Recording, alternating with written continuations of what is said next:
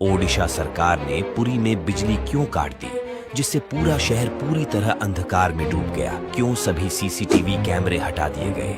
जगन्नाथ मंदिर के अंदर कुछ ऐसा पवित्र इतना गुप्त हो रहा है कि इसे देखने से आपकी जान भी जा सकती है। कौन सा प्राचीन विधि इतना शक्तिशाली है कि इसे सभी की नजरों से छिपाना जरूरी है? भगवान जगन्नाथ की सबसे रहस्यमय परंपरा के पीछे के रहस्य को जानने के लिए हमारे साथ बने रहें। कल्पना कीजिए कि आप अपने हाथों में भगवान के दिव्य सार पकड़े हुए हैं और उसे एक नई मूर्ति में स्थानांतरित कर रहे हैं। यह कोई काल्पनिक कहानी नहीं है, बल्कि एक दिव्य परंपरा है जो हर 19 साल में पुरी में होती है। यह वस्तु इतनी रहस्यमयी है कि इसे लोगों से छिपा कर रखा जाता है और केवल कुछ पुजारी ही इसकी असली प्रकृति जानते हैं। इस विधि को संपन्न कराने वाले पुजारियों में से एक ने एक निजी साक्षात्कार में अपना अनुभव साझा किया। उन्होंने कहा, जब मैं पुरानी मूर्ति से ब्रह्म पदार्थ को नई मूर्ति में स्थानांतरित कर रहा था तो मुझे ऐसा लगा जैसे मैं अपने हाथों में कोई जीवित वस्तु जैसे कोई छोटा चलता फिरता प्राणी पकड़ रहा हूँ। हालांकि मेरी आंखों पर पट्टी बंधी थी, फिर भी यह अनुभूति अविश्वसनीय रूप से स्पष्ट थी, मानो मैं किसी जीवित खरगोश को पकड़ रहा हूँ। लोगों में यह जानने की गहरी जिज्ञासा है कि यह ब्रह्म पदार्थ या घट वास्तव में क्या है। विभिन्न धार्मिक संप्रदायों में इसकी प्रकृति के बारे में अलग अलग धारणाएं हैं। बहुत से लोग मानते हैं कि ब्रह्म पदार्थ भगवान कृष्ण जी का पार्थिव अवशेष है। यह मान्यता आदि कवि सरला दास द्वारा लिखित उड़िया महाभारत के एक प्रसंग पर आधारित है। इस मान्यता के अनुसार भगवान कृष्ण के दाह संस्कार के दौरान उनका पूरा शरीर राख में बदल गया था, सिवाय उनके हृदय के, जो जीवित और दिव्य था। और श्री कृष्ण का यह हृदय पुरी के तट पर बह गया, जहाँ यह दारू की मूर्तियों के लिए ब्रह्म पदार्थ बन गया।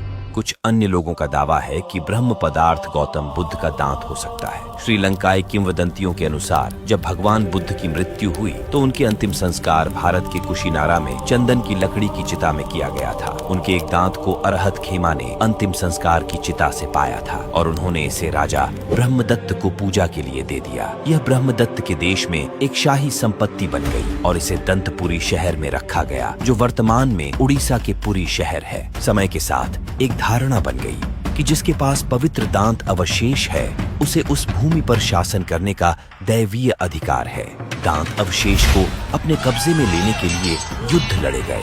भगवान बुद्ध की मृत्यु के 800 साल बाद दांत कलिंग के राजा गुहासीव के कब्जे में आ गया। उड़ेनी शहर से दंता नामक एक राजकुमार, जो बौद्ध बन गया था, पवित्र दांत की पूजा करने आया। राजा गुहासीव उससे प्रसन्न हुए और उसे अपनी बेटी हेममाला से विवाह करने दिया। इस दांत की वजह से कलिंग को कई आक्रमणों का सामना करना पड़ा था। ऐसे ही एक हमले में राजा गुहासीव की मौत हो गई, लेकिन उनकी बेटी हेममाला और दामाद दंता बुद्ध के दांत के साथ श्रीलंका भागने में सफल रहे। हेममाली ने अवशेष को अपने केश आभूषण में छिपा लिया और सेना से भाग गए। इस पवित्र दांत की पूजा अब श्रीलंका के कैंडी में श्री दलदा मालीगावा मंदिर में की जाती है, इसलिए यह दांत ब्रह्म पदार्थ नहीं हो सकता। एक अन्य मान्यता यह दावा करती है कि श्री जगन्नाथ की मूर्ति के अंदर ब्रह्म पदार्थ एक जीवित शालिग्राम और सोने की पत्ती पर बना श्री गोपाल यंत्र है। श्री बलभद्र की मूर्ति में ब्रह्म पदार्थ के रूप में शैव यंत्र के साथ सोने का शिवलिंग है।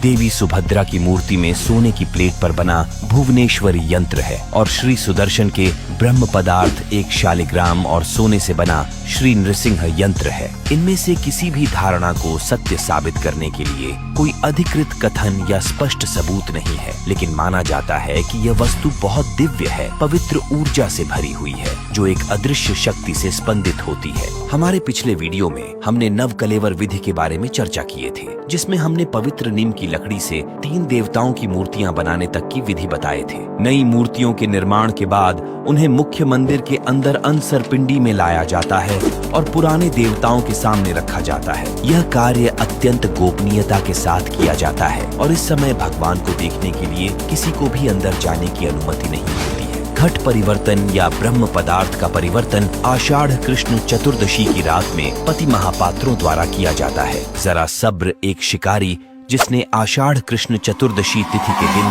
गलती से श्री कृष्ण के चरण कमलों पर बाण चला दिया था, इसलिए नवकलेवर का उत्सव आषाढ़ के कृष्ण पक्ष की चतुर्दशी को मनाया जाता है। आमतौर पर पति महापात्रों में से 3 सबसे बुजुर्ग व्यक्ति रहस्यमय ब्रह्म पदार्थ के हस्तांतरण का यह गुप्त अनुष्ठान करते हैं। इस महान परिवर्तन का अधिकार केवल दैत्यपतियों को दिया जाता है, क्योंकि उन्हें सबरों का वंशज माना जाता है, जो भगवान जगन्नाथ के पहले उपासक थे। यह समारोह रथ उत्सव से 3 दिन पहले होता है। घट परिवर्तन की इस प्रक्रिया के दौरान दैतापतियों को कुछ सख्त नियमों का पालन करना होता है। तीनों देवताओं के तीनों दैतापतियों की आंखों पर पट्टी बंधी होनी चाहिए। घट परिवर्तन की पूरी प्रक्रिया के दौरान उन्हें अपने हाथों पर भगवान जगन्नाथ के कपड़े का एक टुकड़ा बांधना होता है। वे पूरे दिन मंदिर के अंदर उपवास और ध्यान करते हैं। आधी रात के बाद ही ब्रह्म पदार्थ का स्थानांतरण होता है, और वह भी पूरी तरह मौन रहकर। ब्रह्म पदार्थ को स्थानांतरित करने से पहले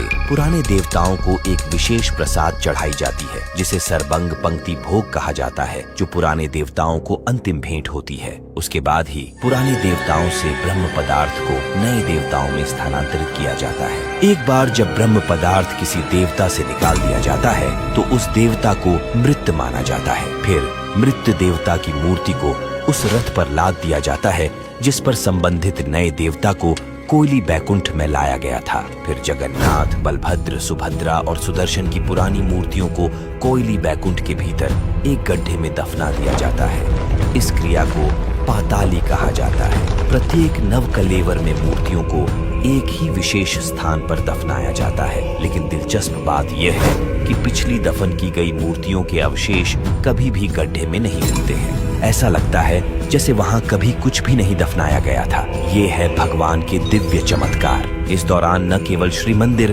बल्कि पूरी शहर अंधेरे में रहता है।